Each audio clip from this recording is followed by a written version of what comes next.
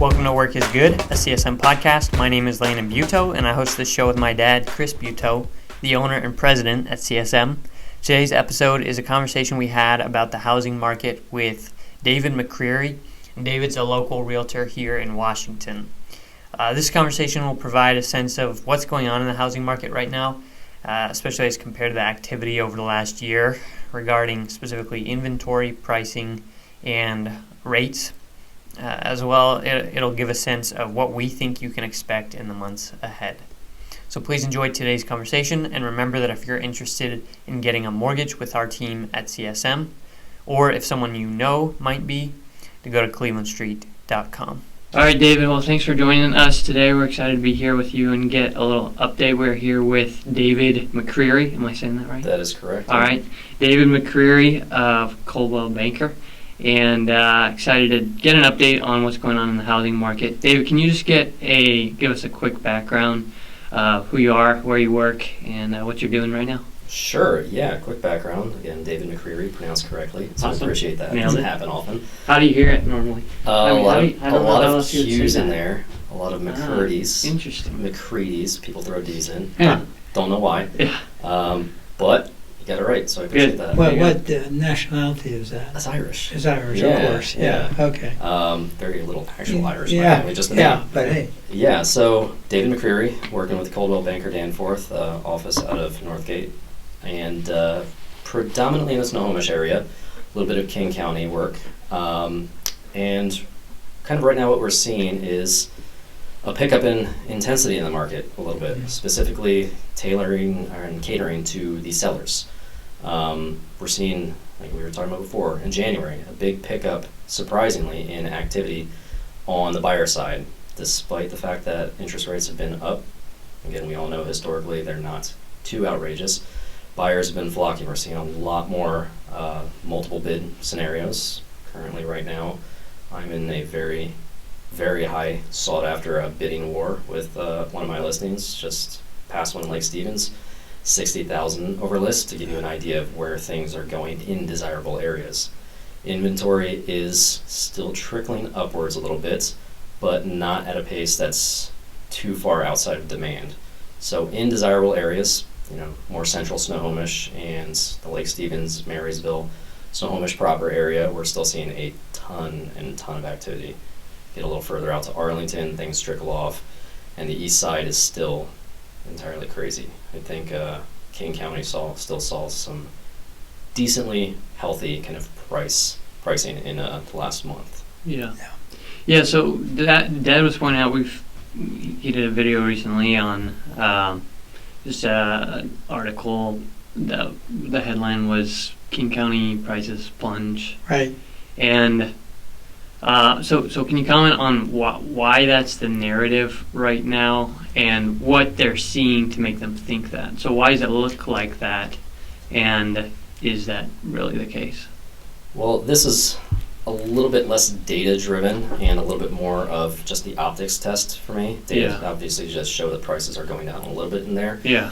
But we also have to take into consideration saturation. And right now with what we're dealing with in a lot of the Seattle areas is that it's pretty heavily saturated, especially at the desirable price points. We have a lot of higher end inventory that's sitting, so that's always going to drag the days on market quite a bit higher.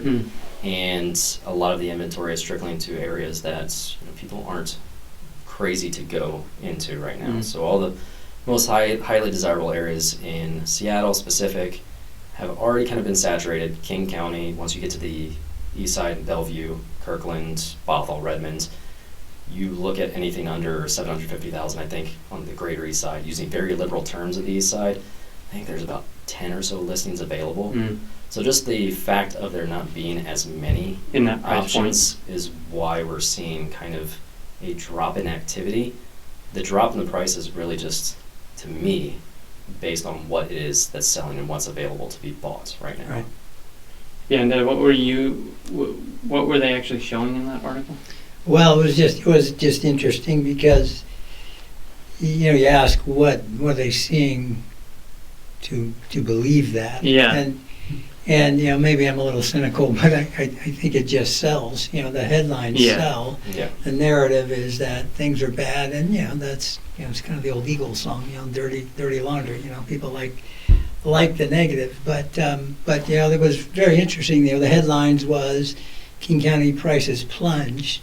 And then you get into the article, and the very opening statement is, in March, prices continue to decline. But then you look at the actual graph, and the graph shows January up, February up, March up, every month sharply.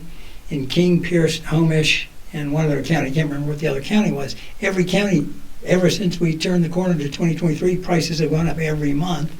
And what they were doing, of course, we finally reached the point where we're 1 year away from where we reached the peak.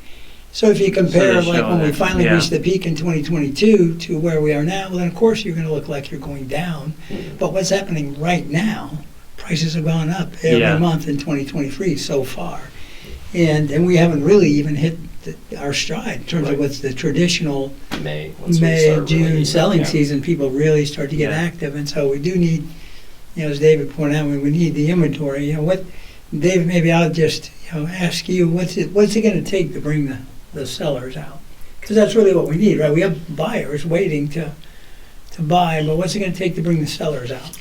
I think right now what we're seeing is that because the rates are high, sellers are recognizing that if they sell, they then have to buy a house. Right. So it's not an attractive kind of situation anymore to sell the house that you've had for a long time.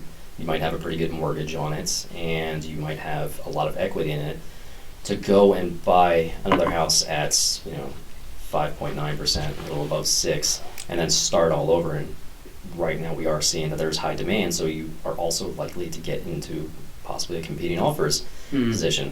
Right. So whereas at the end of last year, buyers weren't really jumping to buy, now we're seeing sellers still kind of hesitant to sell because not a lot of them want to leave the area. So there has to be an attractive offer to get them to sell their house, which would be an opportunity of another home. And that's why we're not seeing it. Is it the kind of thing going into the summer where, people are just going to naturally start listing their houses, and so inventory is going to go up a little bit? Yeah. So then you have some wiggle room. There's not so much demand on the one house that comes up. Well, it kind of goes in a ratio of 1 to 1. Yeah. Right now we're just passing the kind of the spring break time, which is traditionally not that high of a. It's when things start to pick up, but it's not the craze that we usually see in May. Right. Frankly, weather starts getting better. People go to open houses. They want to be out and just touring. Right. So we do see inventory tick up. Yeah. But at the same time, we see demand tick up pretty proportionally, and sometimes even a little bit more than inventory. That's why we see those early May to early July spikes that start to tailor off towards the end of summer breaks. Yeah, makes sense. Awesome. So, as we kind of conclude, just looking forward, final thoughts on what you're expecting going into the summer. Any recommendations for sellers, buyers right now in this time? What's next? I'm expecting things to continue to pick up a little bit of steam. Yeah. I know, without getting too much into the economics of things, the Fed has signaled possibility of more rate hikes. But right now, what I'm seeing is that people have kind of become a little bit desensitized to the prospects of higher rates, knowing that they can refinance later and that they don't have to be locked into something now. And knowing that we're at such a deficit of housing, they're back to that get it while the getting's good mentality. We also have a big diversity of industry here, which, as far as the country is concerned, we're pretty sheltered economically from a lot of shortfalls. So I do expect to see temperature to continue to pick up. I do expect to see more competing offers once we get into the hot months. And as far as recommendations are concerned, sellers work with an agent that knows how to price, knows how to do a proper market analysis, position your house competitively. Buyers, be prepared. If you're looking inside the metro areas, there's going to be a lot of competition, specifically below 750,000. It's going to be a grind. Yeah. And then from just while we're on sellers preparing to also become buyers, Dad, recommendation on that from lending perspective of how sellers can prepare to become buyers, just what that process looks like. when you're getting ready to sell and also Yeah, I buy. think, well, there's a couple of things. I just was taking notes because one of the things I see, this is typically with older clients, maybe looking, moving into, kind of downsizing years. We do, for a lot of them, we'll do what's called a backdoor bridge loan.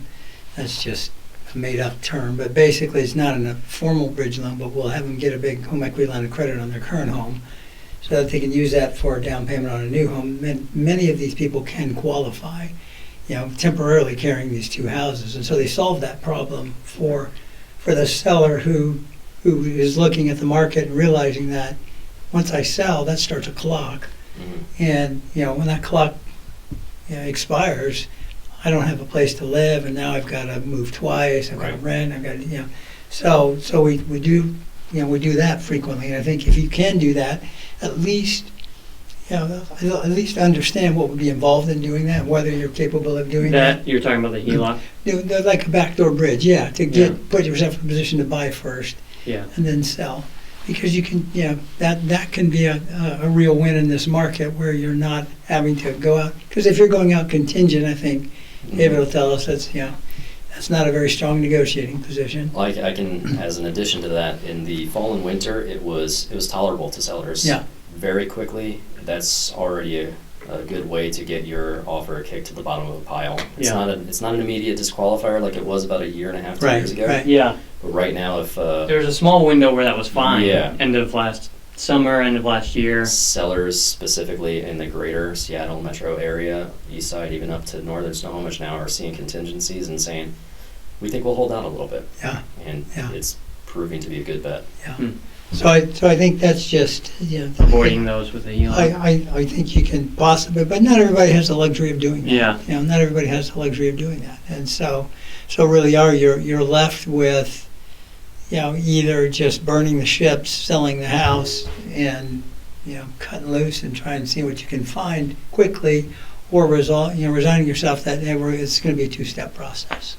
We're going to sell. Or just being very, very patient and hope your contingency will work. But I think, as David pointed out, I think you might be waiting for a long time. Yeah. And I think that kind of points to part of the reason why sellers are reluctant to sell. It's a little bit of a difficult proposition for them. Yep, I agree. Awesome. Well, super helpful, David. If anyone listening wants to reach out to you, where can they find you? You can find me on Instagram, David McCreery Real Estate. If there's links. MCCREERY. MCCREERY. Yeah, we'll throw those links in the description for sure. Email david.mccreery, same spelling, 1@coldwellbanker.com. Or call me at 425-241-5579. Perfect. Awesome. Yeah, we'll throw those in the description as well. Thanks so much, David. Appreciate it. Appreciate it. Thanks for listening to Work is Good. If you enjoyed it, share it with someone else, leave a review, and listen next week.